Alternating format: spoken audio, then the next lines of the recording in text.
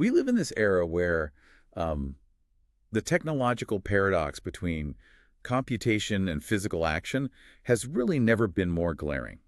I mean, think about it. Oh, absolutely. It's wild. You look at the landscape of artificial intelligence right now. Right, we have these algorithms effortlessly defeating grandmasters in chess, Yeah. you know, parsing through billions of data points. Generating complex language, modeling protein folding. Yeah. Exactly. Yeah. The abstract strategic thought process, the stuff that feels incredibly difficult to our human minds, is computationally trivial for a machine. But then you take that exact same supercomputer, right? Hook it up to a multi-million-dollar robotic arm. And ask it to just reach across a board and pick up a knight. Yeah, and place it on a new square without knocking over the adjacent pieces. And the machine just inevitably struggles. It moves so rigidly, it fails to account for, like, microfluctuations and friction. It lacks any semblance of grace. Yet, a 6-year-old child performs that exact same movement with this effortless, fluid perfection that our absolute best engineering still cannot replicate. It really is the ultimate humbling reality for anyone studying motor control.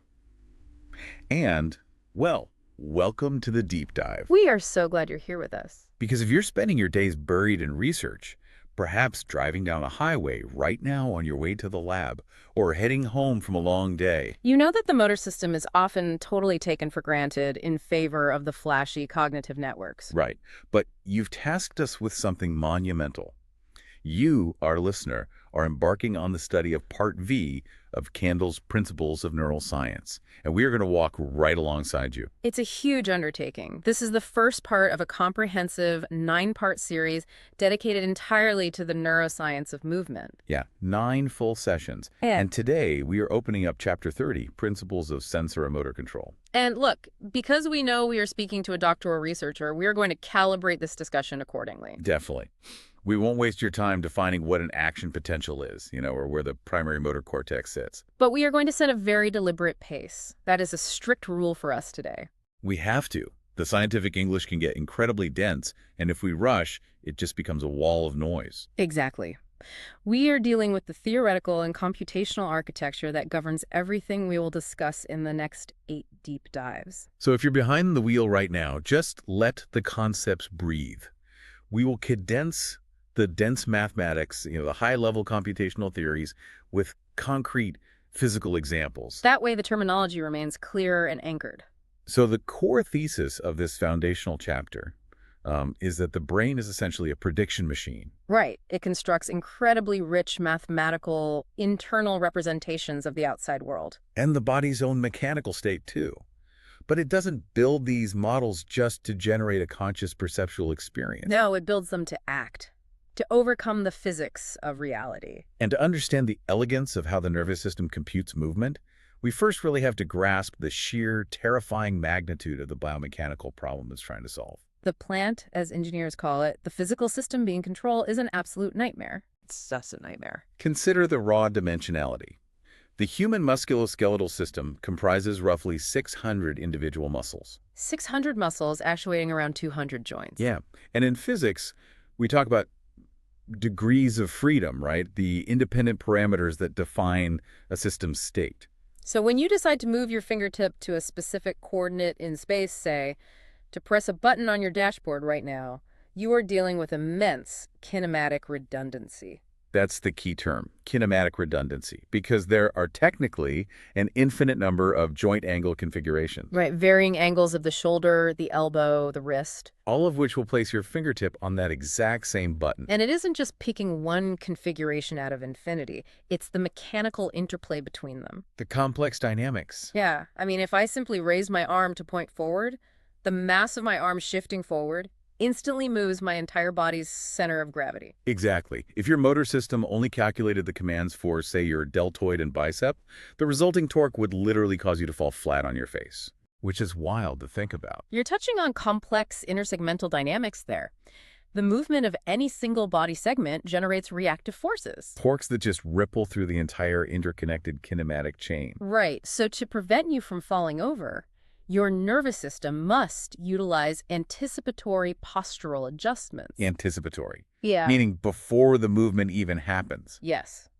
Tens of milliseconds before the primary agonist muscle in your shoulder even begins to contract, your brain is already firing commands. to the muscles in your lower back, your calves, your ankles. It is preemptively stiffening the physical structure to counteract a self-generated postural disturbance that, well, hasn't even happened yet. It literally requires the brain to implicitly calculate the Jacobian matrices of the body's structure on the fly. On the fly. And that assumes the body is a static machine.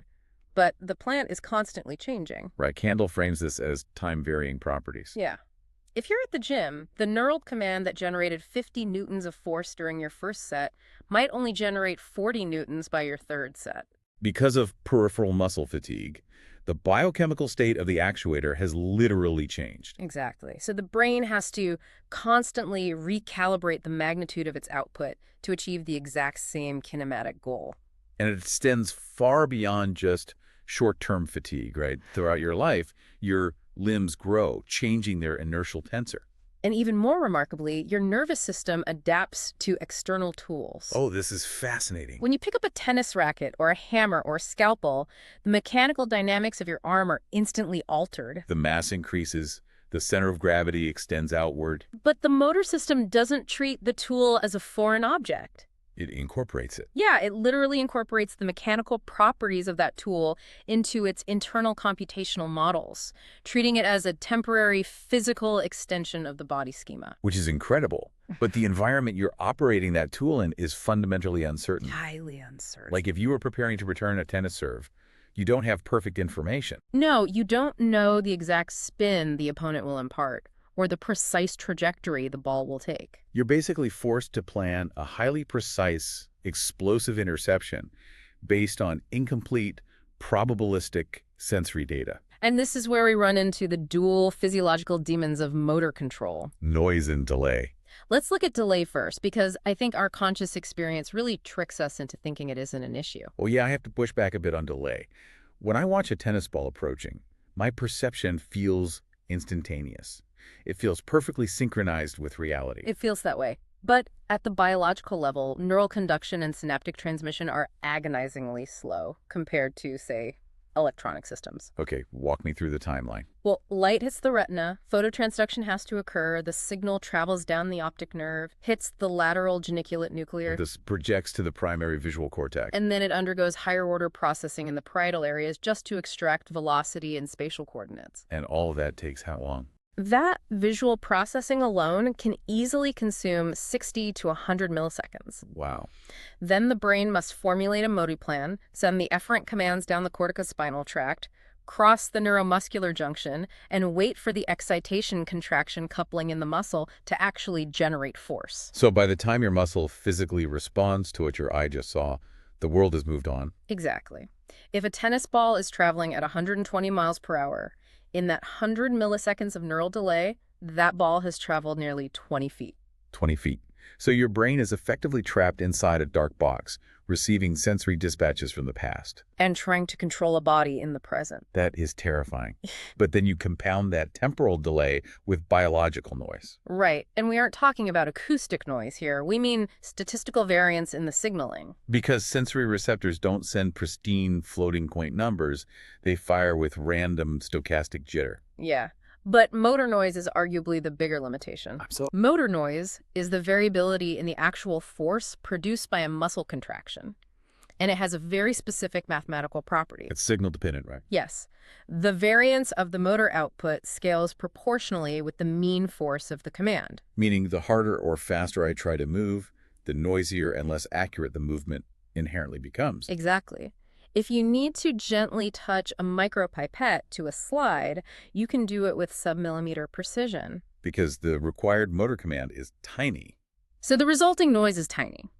But if you try to strike a punching bag with maximum explosive force, the standard deviation of your kinematic error spikes dramatically. Which makes sense. This signal-dependent noise is the absolute neurophysiological basis for the speed-accuracy trade-off, formulated mathematically as Fitts' law. Fitts' law. Right. You can move fast or you can move accurately, but physics and neurobiology dictate that you cannot do both simultaneously. You really can't. So if we summarize this, we have a 600-muscle, highly redundant, constantly fatiguing machine. Operating with outdated sensory data? And commands that become wildly unpredictable the harder you push them. Right. If you handed these parameters to a robotics engineer, They would literally tell you the system is uncontrollable. They throw their hands up. So how does the nervous system prevent a complete collapse into chaotic oscillation? It relies on a rigorous, distributed hierarchy of control. It delegates the physics. Delegation? Yeah. The highest levels of the cortex do not want to micromanage the tension on every individual muscle fiber. The control begins not in the brain, but at the very interface of biology and physics. The intrinsic properties of the muscles themselves. Yes, this is crucial because we usually model muscles merely as force generators, like biological pistons. But they're not just pistons. They're essentially tunable viscoelastic materials. Exactly. They act as physical springs and dampers, and this is the zero delay line of defense. Zero delay because it's just pure physics. Yeah. Because neural delays are so punishing, the initial response to a physical perturbation cannot wait for a round-trip signal to the brain. So if I'm holding a cup of coffee and someone accidentally bumps my wrist downward, The physical stretching of your bicep muscle instantly generates a resistive restoring force. simply because of the structural elasticity of the muscle fibers and tendons. Yes. And the damping property of the muscle also means this resistance scales with the velocity of the stretch, dissipating the kinetic energy of the bump instantly. But pure physics isn't enough to maintain posture indefinitely, right? The passive spring will eventually yield. True. And that is where the lowest level of neural computation takes over, the spinal cord reflex arcs. Right. And I know, as a neuroscience student, our listener has drawn out the monosynaptic stretch reflex arc 100 times. Oh, absolutely. The muscle spindle detects the stretch. The 1A efferent fires into the dorsal horn, synapses directly onto the alpha motor neuron. Which fires back to the extrafusal muscle fibers to contract. Exactly. But what Candle really emphasizes here isn't just the anatomy, it's the timing. The timing is everything. That monosynaptic loop, because it bypasses the massive conduction delays up to the cortex and back, executes in roughly 25 to 30 milliseconds. Which is incredibly fast. It acts as a highly localized feedback controller. But the trade-off for that blistering speed is inflexibility. A monosynaptic reflex is highly stereotyped. Very. If you need a more coordinated response, say, adjusting the posture of the opposite leg to maintain balance, you recruit polysynaptic spinal and brainstem circuits. And those interneuronal networks offer more computational sophistication. Yeah, coordinating multiple flexor-extensor pairs across different joints, but they cost you time. Pushing the delay to perhaps 70 milliseconds. Right. And finally, if the perturbation fundamentally threatens the goal of your movement, the error signal reaches the highest hierarchical level. The cerebral cortex, for a voluntary transcortical response. But now you are looking at a delay of 110 to 150 milliseconds or more. But the beauty of this hierarchy is that voluntary movement doesn't overwrite these lower-level circuits, does it? No, it exploits them. When the motor cortex issues a command to reach for an object, it isn't sending a raw torque calculation. It is sending an abstract kinematic goal. Effectively shifting the set points of those spinal reflex loops. The higher brain basically says, move the hand here, and relies on the autonomous lower-level springs and reflex loops to handle the micro-disturbances and muscle routing along the way. It's a brilliant delegation of computation. It really is. But establishing this hierarchy brings us to the two fundamental control strategies the nervous system implements across these pathways. Right. Feedback control and feed-forward control. And exploring the limitations of feedback control is where the engineering principles really shine. Let's start with feedback, or closed-loop control. It's intuitively pretty easy to grasp. Yeah. You have a desired state, say, holding your arm perfectly level. You have sensors measuring the actual state of the arm. And a comparator, essentially a neural network computing the difference, calculates the error.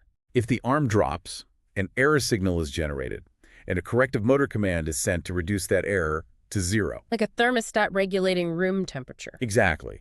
But a biological thermostat has to deal with those massive conduction delays. And that's the kicker. If a gust of wind blows my hand off target, my proprioceptors take tens of milliseconds to register the error, and my motor system takes tens of milliseconds to send the correction. If the system's gain, meaning how aggressively it responds to the error, is set too high, that delay becomes catastrophic. Walk us through the math of that catastrophe. Okay, let's say your hand is pushed to the left. 100 milliseconds pass before your cortex fully processes the error. With a high gain setting, the cortex issues a massive, forceful command to pull the hand back to the right. Okay, makes sense so far. But during that 100-millisecond sensory delay, plus the subsequent 50-millisecond motor delay, the physical state of the world has evolved. Wind might have stopped. Or your fast spinal reflexes already started returning the hand. So my massive delayed transcortical command arrives at the muscle, generates a huge force to the right, and wildly overshoots the target. Generating a massive new error to the right. Oh, wow. Which your delayed sensors detect too late, causing your brain to issue an equally massive command to the left. The result is compounding instability. The system falls into a severe oscillation. Like a pendulum swinging out of control. Exactly. This combination of long loop delays and high central gain is the exact mechanism underlying certain pathological intention tremors. Particularly those seen in cerebellar ataxia, right? Yes. The patient attempts to reach a target, and their hand begins to oscillate violently back and forth as it approaches because their neural control system cannot properly schedule the gain to account for the biological delays. So to maintain stability in a delayed feedback system, the brain has no choice but to lower the gain. It has to make the corrective responses sluggish and gentle to avoid overshooting. Meaning, feedback control is great for maintaining posture or slow tracking, but it is physically incapable of driving rapid, explosive movements. Which necessitates the second strategy, feed-forward or open-loop control. Because for fast movements, the brain simply cannot wait for sensory feedback to guide the trajectory. It must compute the required motor command in advance, execute it, and trust the outcome. And the ultimate biological example of this is the saccade, right? The rapid darting of the eyes when we shift our gaze. It's the perfect example. A saccadic eye movement takes roughly 30 to 50 milliseconds from start to finish. And since visual processing takes at least 60 milliseconds, the eye has already reached its new target before the visual cortex has even processed the first frame of the movement. Visual feedback is physically impossible. The brain literally has to calculate the exact distance to the target, compute the precise burst of force required by the extraocular muscles to overcome the orbital viscosity. And fire that command blindly. Amazing.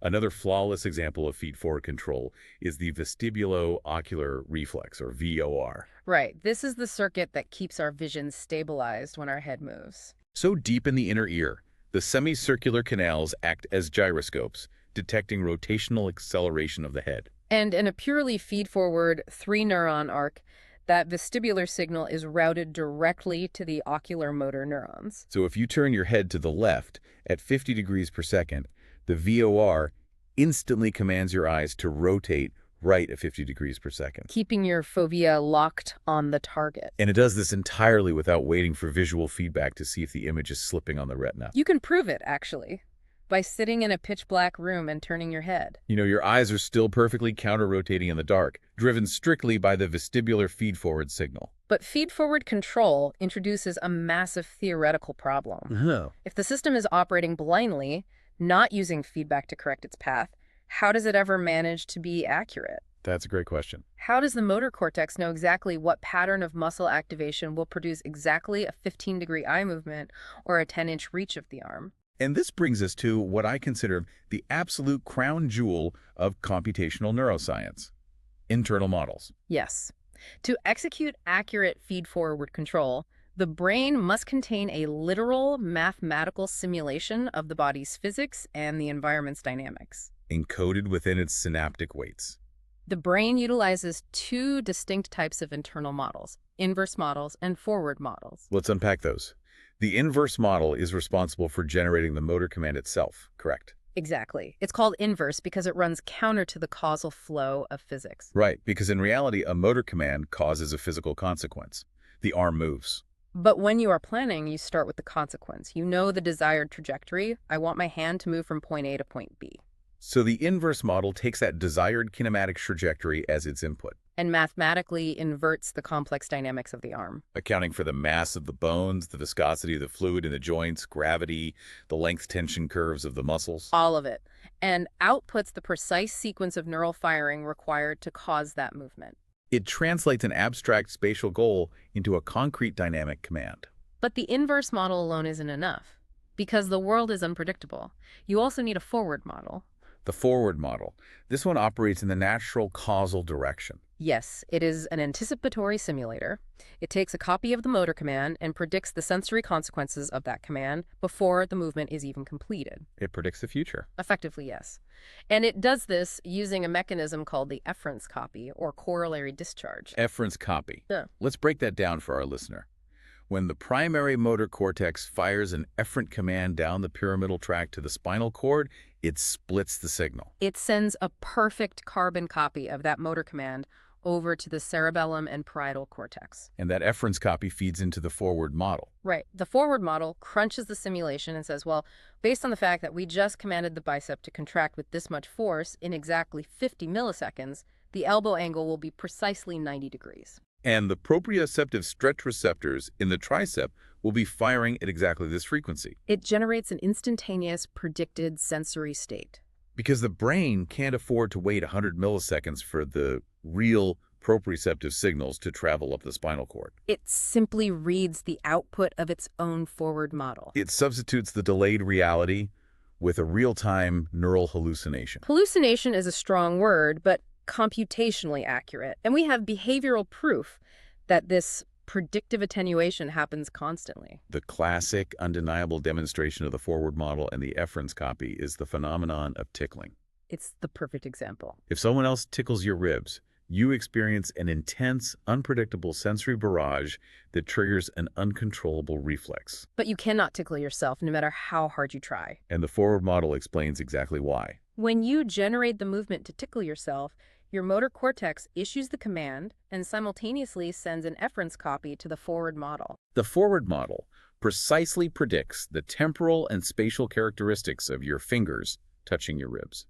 It predicts exactly what it will feel like. The brain then takes that predicted sensory profile and actively subtracts it from the actual somatosensory feedback ascending from your skin. Because your self-generated movement matches the prediction perfectly, the resulting prediction error is zero. The sensory signal is mathematically canceled out, attenuated before it ever reaches conscious perception.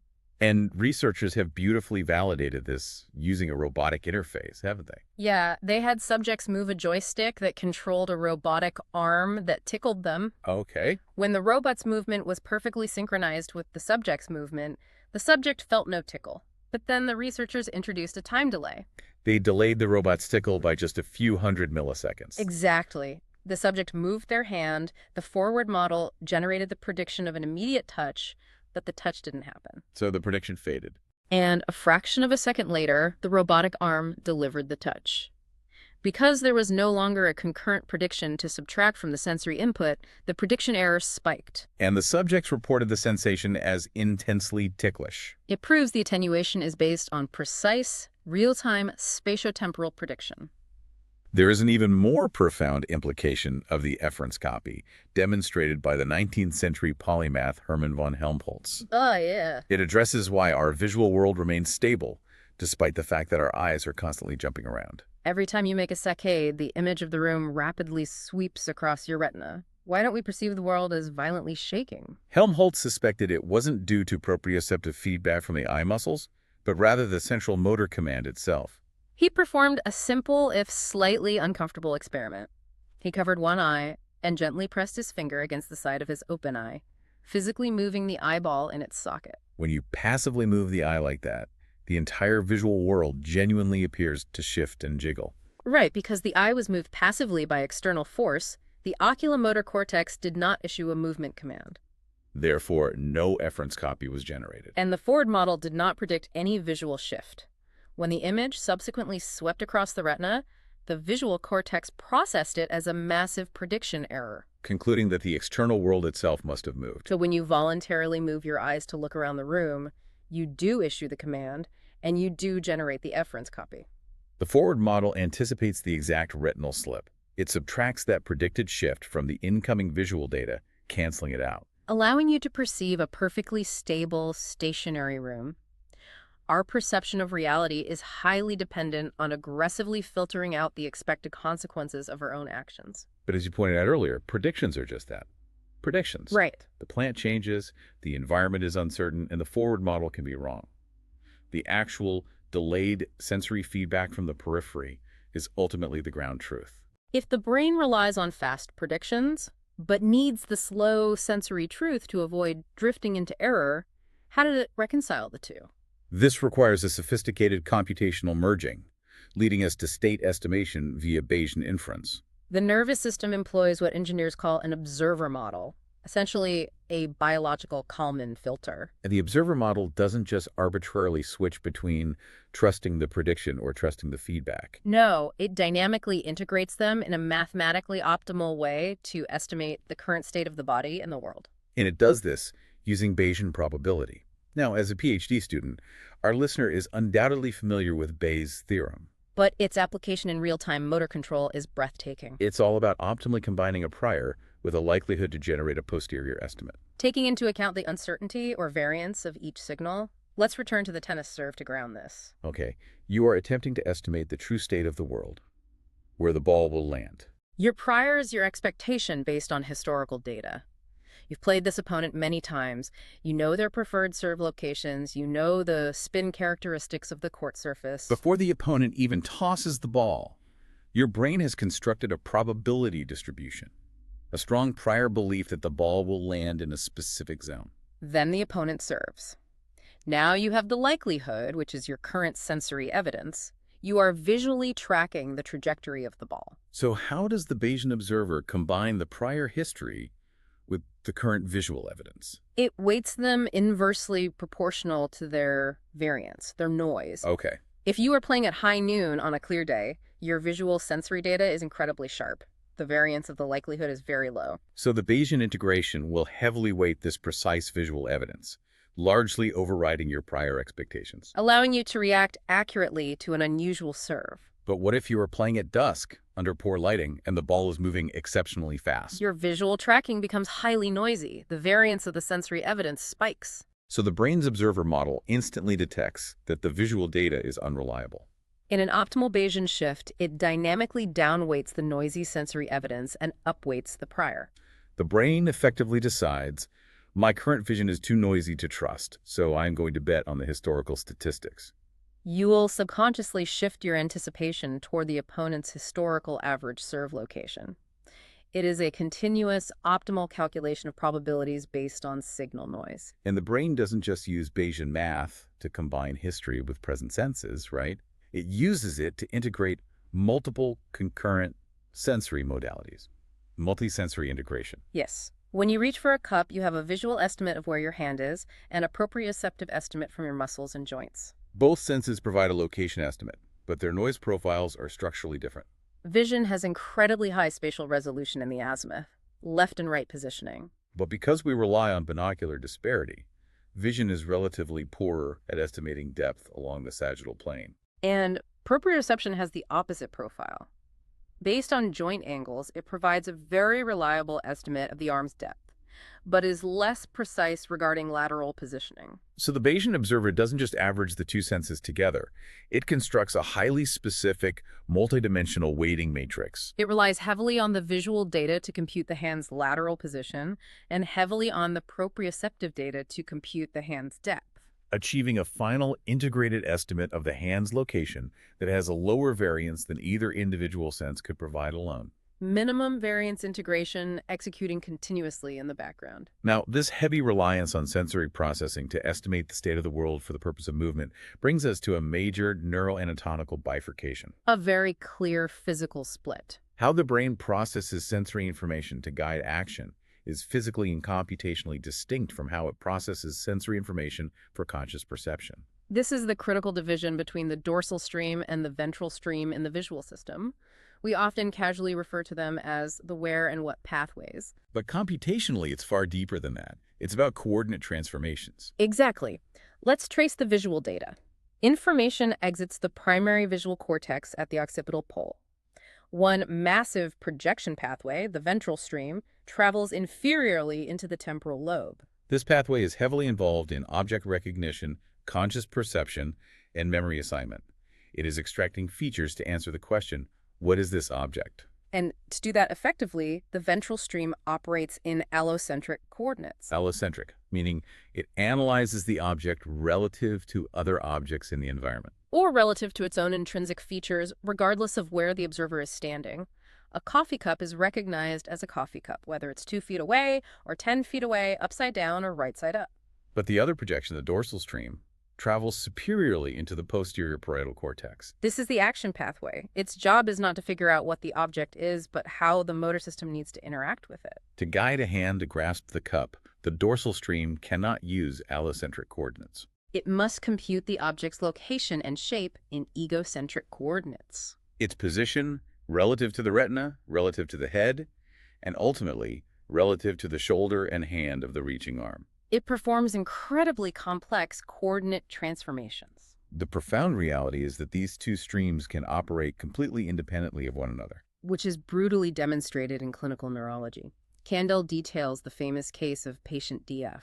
Right, a woman who suffered bilateral damage restricted to her ventral stream due to carbon monoxide poisoning. Patient DF developed a condition known as visual form agnosia. Her perceptual pathway was fundamentally broken. If a researcher held up a circular disc or a square block and asked her to name the shape, she couldn't. More remarkably, if they presented her with a physical mail slot and asked her, what is the orientation of this slot? Is it vertical, horizontal, or tilted? She was completely unable to report it. Her conscious perception of spatial orientation was gone. But her dorsal stream, her posterior parietal cortex, and its projections to the premotor areas was perfectly intact. And that's where the dissociation becomes visible. The researcher would hand DF a stiff card and give her a simple physical command. Put the card in the slot. And DF would reach out, and as her hand moved through space, she would flawlessly rotate her wrist to the exact angle required, sliding the card smoothly through the slot without touching the edges. even though she just told the researcher she couldn't see what angle the slot was at. Precisely. Her conscious ventral perception was blind to the orientation, but her dorsal sensorimotor network could perfectly see the slot's geometry. Compute the necessary egocentric coordinate transformations. And implicitly execute the complex kinematics to guide the hand. It proves that motor action does not require conscious perception. And, you don't have to study brain lesions to experience this dissociation. We all have these independent systems. And cognitive psychologists exploit them with the size-weight illusion. This is perhaps one of the most elegant behavioral experiments in sensorimotor research. Set that up for us. The setup is incredibly simple. A subject sits at a table with two objects in front of them. One is visually very large, say the size of a shoebox. The other is visually very small, like a ring box. Crucially, the experimenter has carefully manipulated the internal density of the objects so that they have the exact same physical mass. Let's say they both weigh exactly 500 grams. You ask the subject to lift the large box, then lift the small box, and simply tell you which one feels heavier. Without fail, nearly every human subject will report that the small box feels significantly heavier. It's a massive cognitive illusion. Why does it happen? Because your ventral perceptual stream relies heavily on priors. Throughout your entire life, the visual size of an object has strongly correlated with its mass. Big things are heavy, small things are light. When you lift the small box, and it requires unexpectedly high force given its visual size, your perceptual system interprets that high density as heaviness. Your conscious perception is completely overridden by the cognitive expectation. Even if the experimenter puts both objects on a scale right in front of the subject to prove they weigh exactly the same, the illusion persists. The subject's conscious perception stubbornly refuses to update. But while the ventral stream is being fooled, what is the dorsal stream, the motor system, doing? This is the genius of the experiment. The researchers aren't just asking questions. They have sensors measuring the grip force and the vertical lifting force the subject's fingers apply to the objects. On the very first lift, the motor system is also relying on that visual prior. It anticipates the large box will be heavy, so it generates a massive grip force. It expects the small box to be light, so it generates very little grip force. The motor system makes a prediction error. But the motor system, relying on error-based learning, is built to adapt rapidly. Exactly.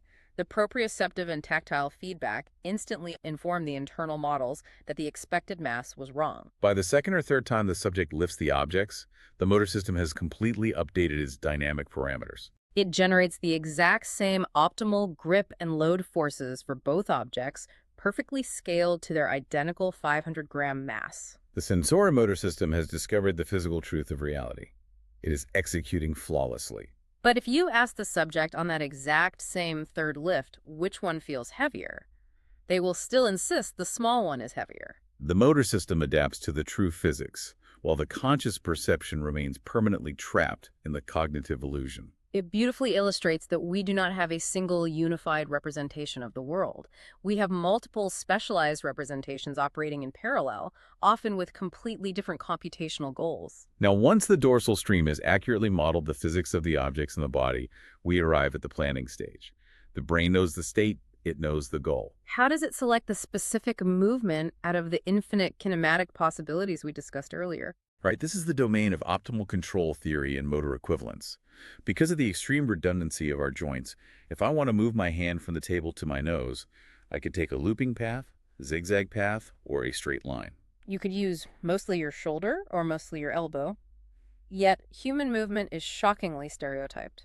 If you record the kinematic trajectories of 100 people making a point-to-point reach, they all exhibit the same defining characteristics. The path of the hand through space is nearly a perfectly straight line, and the velocity profile of the hand is consistently a smooth, bell-shaped curve. The hand starts at zero velocity, smoothly accelerates to peak speed at the midpoint of the reach, and smoothly decelerates to a stop at the target. Which is mathematically fascinating because to produce a straight line with the hand, the rotational joints of the shoulder and elbow cannot move at constant speeds. They have to undergo a highly complex, continuously shifting ratio of angular accelerations to force the endpoint into a linear trajectory. It requires immense computational effort. It proves definitively that the brain does not plan movements in the coordinate space of muscles or joint angles. It plans movements in abstract external kinematic space. The higher motor areas define the trajectory of the end effector of the hand and force the inverse models to figure out whatever complex joint torques are required to make that straight line happen. Candle calls this motor equivalence and uses the classic handwriting experiment to demonstrate it. A subject is asked to write a sentence like the palindrome, "Able was I ere I saw Elba," under vastly different physical constraints. First, they write it normally with their dominant hand, then with their non-dominant hand. Then with the wrist physically immobilized. Then they place the pen in their mouth and write using neck muscles. Finally, they tape the pen to their foot and write using their leg and toe muscles. If the motor plan was just a sequence of specific muscle activations, like a macro on a keyboard, the foot writing would be unrecognizable because the foot muscles have never been trained to write. But the results show that the structural characteristics of the handwriting, the specific proportional loops of the L, the curvature of the A, the slant of the letters, are preserved across all limbs. The motor plan for the shape of the letters is stored as a purely abstract kinematic representation in the cortex. The brain simply projects that abstract spatial goal down to whatever entirely different set of lower-level spinal networks and muscles is currently controlling the chosen end effector. So the planning is abstract and kinematic, but why the straight lines and the bell-shaped curves? Why does the system always default to this specific pattern out of infinite options? Because the motor system operates as a mathematically rigorous optimal controller. It evaluates the infinite possible trajectories and selects the single path that minimizes a specific cost function. Initially, researchers proposed the minimum jerk model, suggesting the brain seeks to minimize abrupt changes in acceleration to maintain smoothness and reduce wear on the joints. But more modern computational theories point to something deeper, minimizing the consequences of that signal-dependent noise we talked about, the minimum variance model. Exactly. Remember, large motor commands generate large noise, and energy is biologically expensive. The brain seeks to minimize effort, the sum of squared muscle activations, because lower effort means lower noise and lower metabolic cost. However, it must balance effort against the cost of error, failing the task. The mathematical solution that gets the hand to the target successfully while requiring the least severe spikes in muscle force, thereby minimizing the integrated noise over the movement, naturally emerges as a straight line with a bell-shaped velocity profile. This optimal control framework naturally gives rise to one of the most elegant concepts in sensorimotor neuroscience, the minimum intervention principle. Often discussed in the context of the uncontrolled manifold. The minimum intervention principle dictates that a smart, optimal controller should not correct every error it detects. It should only expend energy to correct errors that directly threaten the success of the task. It allows variability, noise, to exist freely in the dimensions that don't matter. So let's give our PhD listener a concrete visualization of the uncontrolled manifold.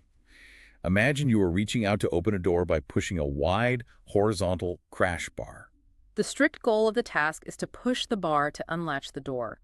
It doesn't matter if your hand contacts the bar on the far left side, the middle, or the far right side. The horizontal position of your hand on the bar is functionally irrelevant to the task. Therefore, the horizontal axis along the length of the bar represents the uncontrolled manifold, the null space of the task. If, during your reach, a random fluctuation in muscle noise causes your arm to drift slightly to the left, your sensory systems detect that drift. But the optimal controller calculates that this lateral error does not jeopardize hitting the bar. Adhering to the minimum intervention principle, the brain simply ignores it. It expends zero effort to correct the horizontal drift, conserving energy and avoiding injecting further noise into the system. But what if the motor noise caused your arm to drift vertically? A vertical drift means you might miss the bar entirely. Vertical position is orthogonal to the uncontrolled manifold. It is a task-critical dimension. The optimal controller instantly recognizes this threat and aggressively intervenes, issuing corrective commands to eliminate the vertical error. The brain dynamically tunes its feedback gains based purely on the specific geometric requirements of the immediate task. It is a masterpiece of computational efficiency. It is brilliant. But this entire exquisite architecture, the internal models, the Bayesian observers, the optimal control matrices, relies entirely on the models accurately reflecting the physics of the body. And as we established at the very beginning, the body fatigues, it grows, it picks up tools. The internal parameters are constantly falling out of calibration. Which necessitates the final piece of the sensorimotor puzzle, motor learning. The capacity for continuous, lifelong neural adaptation. Candle outlines several distinct mechanisms of learning, but the most critical for maintaining these internal models is error-based learning. Error-based learning is driven precisely by the mechanisms we've been discussing. It is the process of updating the synaptic weights of the forward and inverse models based on sensory prediction errors. Let's break down the anatomy and computation of this. The primary locus for error-based kinematic adaptation is the cerebellum. When your forward model predicts where your hand will land, and your actual delayed sensory feedback reports that the hand landed 3 centimeters to the left, the brain computes a specific error vector. It has a magnitude 3 centimeters in a direction left. This precise vector is crucial. It tells the system exactly how it was wrong, not just that it was wrong.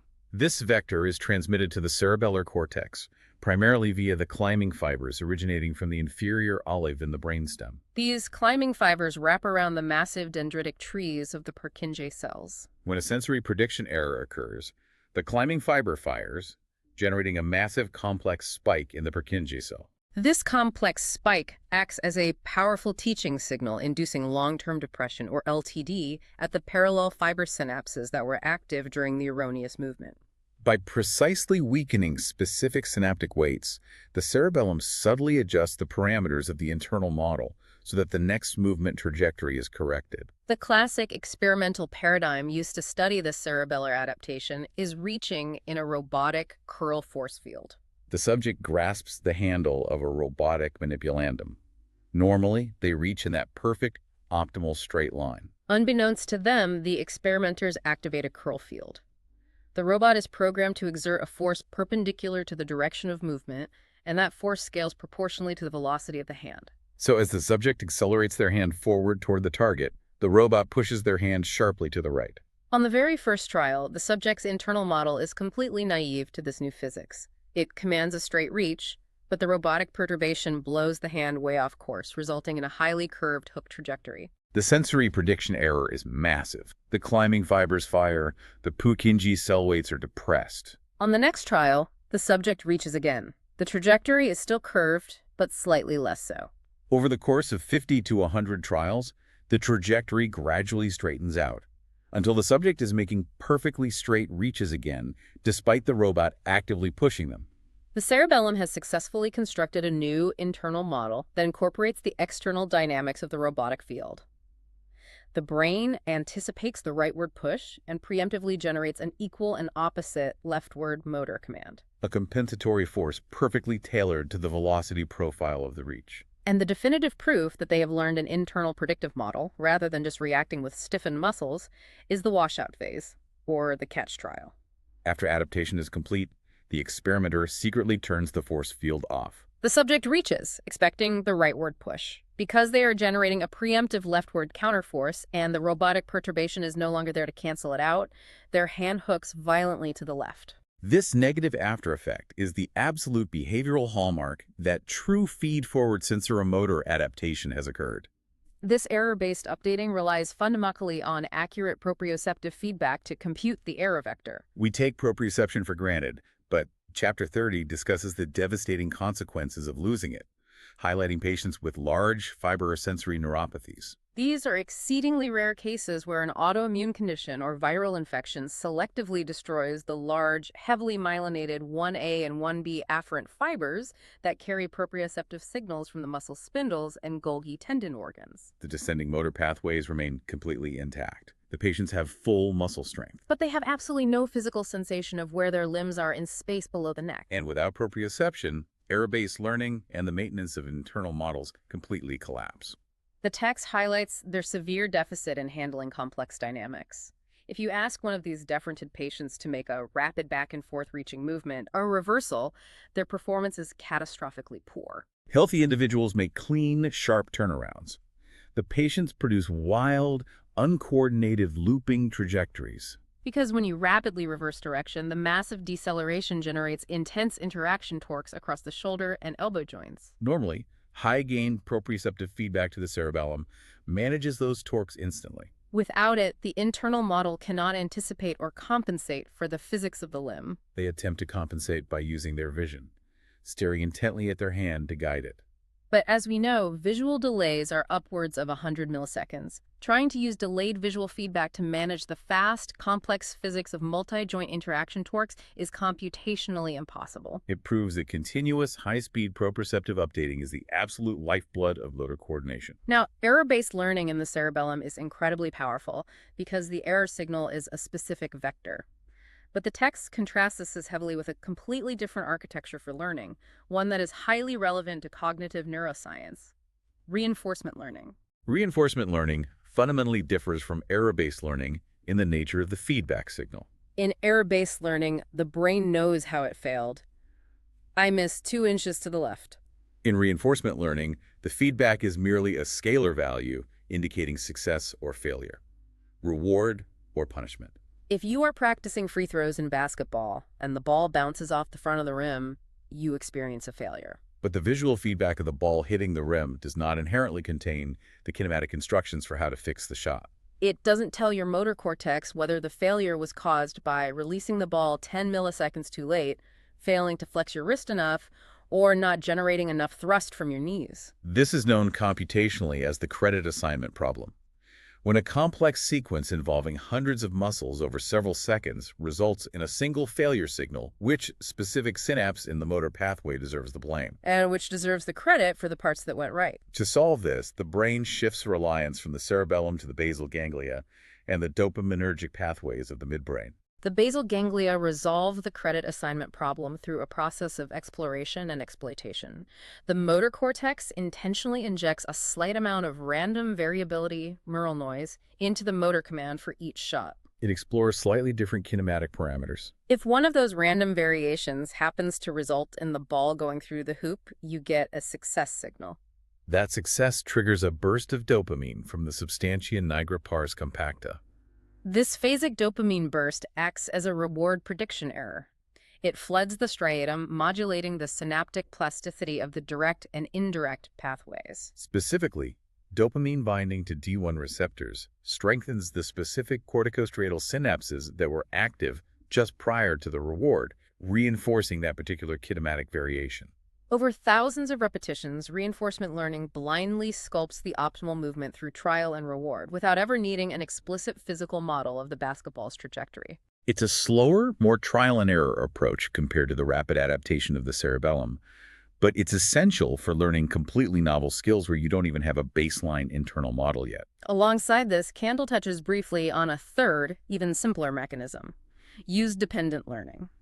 Use-dependent learning, or the formation of motor habits, operates independently of both kinematic errors and dopaminergic rewards. It is purely driven by repetition. It relies on Hebbian plasticity, primarily within the primary motor cortex itself. If you force an animal to repeatedly reach along a highly specific, unnatural curved trajectory, the sheer synchronized firing of those specific neural ensembles strengthens their synaptic connections. Cells that fire together wire together. Exactly.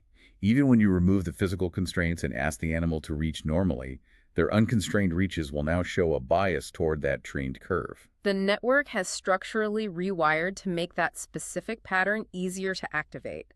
It is the raw neurophysiological manifestation of what athletes casually call muscle memory. We've covered a staggering amount of computational ground today, but Candle ends the chapter by bringing it all back to how the brain makes learning computationally tractable. If you want to learn a new tennis swing, using reinforcement learning to explore the infinite degrees of freedom of 600 muscles would take thousands of years. The search space is too large. To solve this dimensionality problem, the nervous system constrains learning by utilizing motor primitives, or synergies. The higher motor cortex does not learn to control individual muscle fibers from scratch. The spinal cord and brainstem are pre-wired with functional modules. A synergy might be a hardwired spinal circuit that activates the shoulder flexors, elbow extensors, and wrist stabilizers in a fixed, synchronized ratio. Precisely, it acts like a macro command on a computer. When the brain is learning a new task, it operates in a lower dimensional subspace. It simply learns how to sequentially activate and blend these pre-existing synergies, rather than navigating the individual activation profiles of hundreds of muscles. It combines simple, hardwired building blocks to generate infinitely complex fluid behavior. We started this hour looking at the absolute biomechanical chaos of the human body, a massive, redundant, constantly degrading physical plant, operating in an unpredictable world, shackled to a neural processor that is agonizingly slow and inherently noisy. And step by step, we unpacked the elegant engineering the nervous system evolved to tame that chaos. It delegates the physics to the viscoelastic properties of the muscles and the ultra-fast reflex loops of the spinal cord. It builds sophisticated internal models, forward and inverse, to bypass the crushing reality of neural delays, literally simulating the physical consequences of its actions before they occur. It deploys optimal Bayesian observers to fuse our historical priors with our noisy sensory feedback, dynamically weighting them to achieve the most accurate state estimation possible. It cleanly divorces the allocentric algorithms needed for conscious perception from the egocentric mathematics required to actually move the arm. And it constantly, relentlessly fine-tunes those models via climbing fibers in the cerebellum and dopaminergic bursts in the basal ganglia. It is the ultimate triumph of computation over physics. To our doctoral listener, we hope this deep dive into Chapter 30 has provided a robust framework for your studies. Whether your specific research ultimately drives you into the cellular mechanisms of Purkinje cell depression, or the systems-level analysis of how the basal ganglia modulates reinforcement in Parkinson's disease, Or even neuroprosthetics trying to interface with these internal models, the computational principles of sensorimotor control are the bedrock. And this is just session 1. Today, we soared at the 30,000-foot view, examining the high-level algorithms, the predictive software, and the systems architecture of movement. In our next session, as we move into Chapter 31, we're going to dive straight into the wetware. We will examine the biological hardware at the microscopic level, the motor unit, the biophysics of the muscle fibers, and how the spinal cord physically recruits them to translate these elegant abstract computations into raw mechanical force. We will see you then. But as you finish your rave today, I want to leave you with one final, perhaps slightly unsettling thought to chew on. We spent a great deal of time detailing the forward model and the efference copy. We established that because biological reality is too delayed to be useful for rapid control, the brain aggressively suppresses actual sensory input and replaces it with a predictive simulation of what it expects to feel and see. So as you smoothly turn the steering wheel or reach over to adjust your radio, to what extent are you actually interacting with the physical reality of the present moment? And to what extent is your conscious experience just a carefully curated, highly accurate hallucination of your own immediate future? That is the profound reality of neuroscience. Until next time.